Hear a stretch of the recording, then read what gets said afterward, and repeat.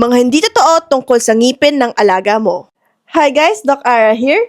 Myth number 1, normal lang ang bad breath sa pets natin. Sa totoo lang, kung matagal na masama ang hininga nila, ibig sabihin may developing na dental problem na sila.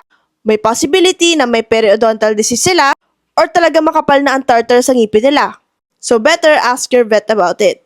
Myth number 2, ang pagnguya ng buto makakatanggal ng tartar. Sa totoo lang, mas maraming disadvantage. Lalo na yung mga cook bones natin, pwede mag-cause ng breakage sa ngipin nila, or yung maliliit na buto, pwede mag-cause ng blockage sa mga orifices sa katawan nila. So better, bigyan sila ng mga dental chews, which is much safer. Like yung Dent Fresh natin, na may 360 degrees dental knobs na makakatulong to reach yung crevices ng ngipin nila and reduce tartar buildup. Saka rin ito mga dental sticks natin, with this star shape, it can help reduce tartar buildup at may chlorophyll rin para bumangoy hininga nila.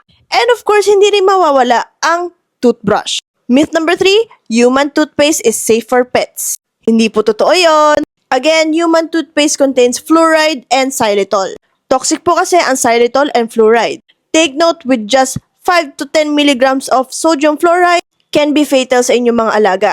And xylitol naman can cause hypoglycemia or biglang pag-drop ng blood sugar nila, which is also fatal for them. Kaya better use toothpaste na made for dogs and cats. Myth number 4, dental problems don't affect overall health.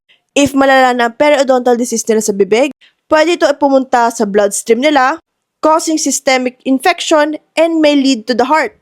That may lead to pericarditis, specifically inflammation of the pericardium. Myth number 5, cats don't get dental problems. Usually kasi iniisip ng mga tao, aso lang yan, mga pusa hindi. They are both equally at risk. Mas madalas pa nga yung mga cases like tooth resorption or kaya gingivitis sa mga pusa.